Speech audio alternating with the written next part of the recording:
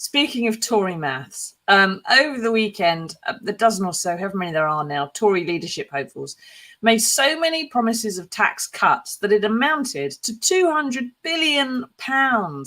Now, either they keep spending what they're spending now, which means that would put us £200 billion in the hole, or they cut public services to pay for it. But £200 billion off public services doesn't bear thinking about. Now, Keir Starmer is going to be making that point in his speech today. He's setting Labour up as this the party of fiscal responsibility, isn't he? From what he's saying there, he's talking about everything that he's going to promise is going to be absolutely costed out in budgeting. You know where the cash is coming from. Yeah, I've got to say, this 200 billion that Labour's calculated is a little bit of trickery going around there. You never. What they've done is taken the various tax and spending or lower tax rates announced by the various leadership candidates, and instead of taking the highest, they've added them all together. Yeah. So that's a bit, dare I say, disingenuous. If we had all of them as Prime Minister. Yeah, then it would come to 200 billion or just over, whatever they're saying. The biggest, I think the IFS, Institute for Fiscal Studies, those number crunchers, I think they found yesterday was 49.9 billion. But if you add, and Labour has got form for doing this sort of thing when they were in government, adding things together and including it as one big, spending. If it's 10 billion next year and then 15 billion, or that's 25 billion, it's not, because it's 15 billion, it's whatever. So the tax revolution that Keir's talking about on his feet in about 40 minutes, I think, actually, in Newcastle this morning. One of the eye-catching policies is going to be to remove the charitable status of private schools. And what that'll do is make them eligible for VAT. So it'll add 20% to the cost of fees, possibly. It depends how schools try to enact it. Now, for some people, if you're paying, I don't know, if it's boarding fees, 42 grand at some of the best schools, then an extra, what would that be, 8 grand might not make a huge difference to you. If it's the sort of 15,000, 14,000 day schools, and parents skimp and save to do that because they want the best for their children, if that's what they want with private education, then that might make the difference between being able to send your kid private or not. I mean, what I think Labour should be saying, and are saying, of course, they want all schools to be good schools. The other thing as well with this, it does sort of play to Labour's base in so much as they're going for class warfare here. Let's not be in any doubt about this. Yeah. It's not going to harm Keir politically to have a pop at private schools populated by middle class. It is also a bit unreasonable, though, isn't it, for them to have charitable status, because they're businesses. They're businesses. They have huge assets which they manage. They have lots of income coming in. They have money they have to spend going out. It's not. I can understand that perhaps some of the original fee-paying schools, like Christ Hospital and stuff like that, medieval schools, yes, I can see them being charitable enterprises originally because someone donated and then someone would get children in. But now, 40 grand a year, people making, it's not a donation to charity. It's not philanthropy. You're not funding Oxfam by doing this. No, and I suspect what the schools will end up doing is coming forward with plans for higher bursaries, more bursaries, trying to get children from lower socioeconomic backgrounds into their schools by giving bursaries or free places. Whether or not that'll be enough to assuage Labour with this policy, I doubt it. And once... Because policies, actual proper policies announced by Labour and Keir Starmer are so thin on the ground at the moment, if they were to then ditch one they've announced, it would look a bit silly. So I think this will be something that goes into the election manifesto as and when that election is called. It depends on if Labour's able to govern alone, then yeah, this would happen. In the likely event of them having to go into coalition with someone, perhaps the Liberal Democrats, maybe this will be one of those policies that gets ditched, sacrificed on the altar of greater governance and stable government. But it's a policy for the base of the party, really. And Keir Starmer is on a roll at the moment after that decision by Durham Constabulary last week not to fine him or Andrew Rayner over Beergate, and obviously managing to help get rid of the Prime Minister, or a lot of that Boris Johnson managed to do himself.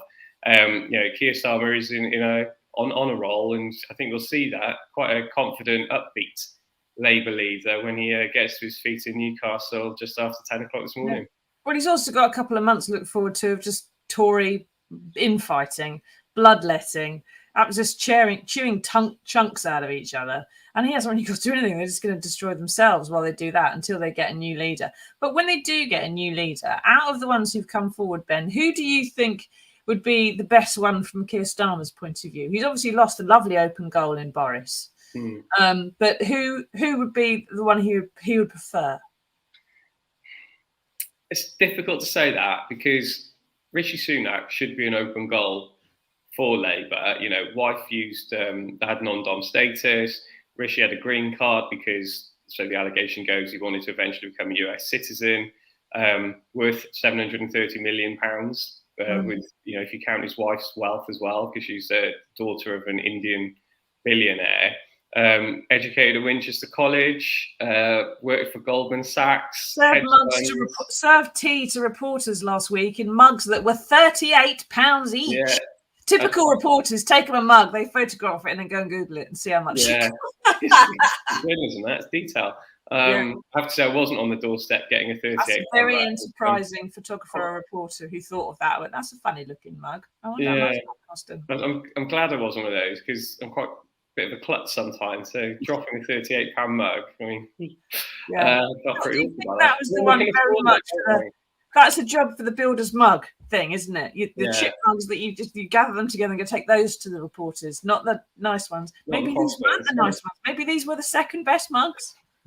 But yeah, so Rishi in that respect, but also, you know, the public would remember the fact that he devised a furlough scheme, that he spent an awful lot of imaginary money, borrowed money, people wrote off billions as well. Yeah. So I think they'd find him a tricky opponent, actually, despite some of the advantages it would offer Labour. I think the one they would like to fight is the one who we're expecting to announce her candidacy today, is Priti Patel. Because for all she talked hard to the Tory right, and she is, you know, popular with the grassroots, the Rwanda deportation policy, supposedly tough stance on channel migrants, which has worked so well. We keep getting record numbers of migrants coming across the channel. You know, she hasn't managed to do what she set out to do at the Home Office. You know, she got sacked by Theresa May for freelancing by visiting Israeli politicians literally behind the Prime Minister's back.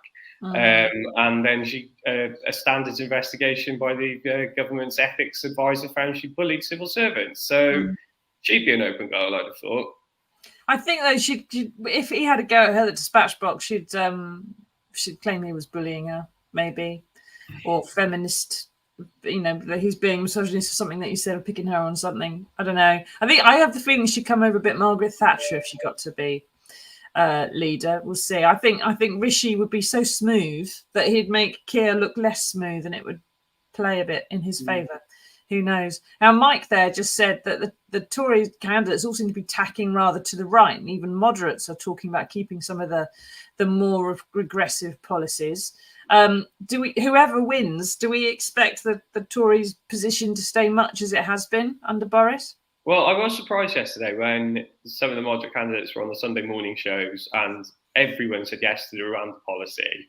I'm pretty sure that some of them don't agree with the Rwanda policy, but realise they can't say, yeah, I ditch it, because that's not what the grassroots want to hear. Because you have to bear in mind here, you and I aren't the audience for this election. You know, that we're not the electorate. Exactly. Like when we get to general election, then they want to appeal to you and me and everyone else in the country. At the very first stage, you have to appeal to other Conservative MPs because they need to get enough to get on the ballot. We don't even know how many that is yet because the rules don't get decided until 7 o'clock tonight. Then they've got to win enough votes of the Conservative MPs in Parliament to get down to the last two, at which point then they go to the Conservative membership. So 100,000 people in the shires and wherever else they may be based. They vote on who becomes the leader. So they'll be looking for Conservative policies. And then basically once you get the leadership, you can ditch all that if you want. You know, we've seen that with Keir Starmer. He's done it with Labour. He said, you know, I'll follow basically a Corbynite agenda. When he was in the leadership election, and now he's ditched it, you know, as well. It's blank piece of paper now. Let's blame the coronavirus. We'll start all over again. So, because he needed to win, the Labour members over, most of whom were obviously very pleased with Jeremy Corbyn and the hard left policy agenda that was put forward and roundly rejected in December 2019. Yeah. And then Keir, he said what he needed to say to get elected as leader, and now he's looking much wider to the general population, ahead of a general election where he needs to win over voters, actual real voters, not just Labour members. And that's where you need a much more centrist, and that's what he's going for, policy platform. So expect over the next few weeks, Tory leadership contenders to say whatever they like in order to win over support of the MPs and then the Tory party members, and then they can start putting out a proper policy platform once they get into number 10. Yeah, so in answer to your question, Mike, they're playing to mostly men over 50 who are white and live in the south of England. So that's why they're gonna be anti-woke, pro-Brexit, and anti too many women-y minority-ish things, I would have thought. We'll have to wait and see though, won't we? Jamie says, do you think a general election should be called Let the People Decide Who Look After Our Best Interests? I suspect we've got a couple of months, Jamie, of the Tory leadership contest.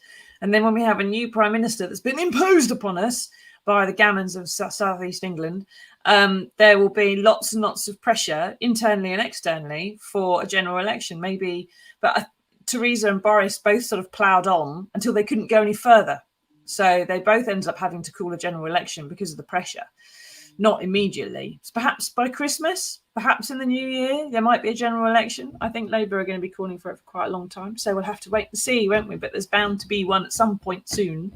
So watch this space.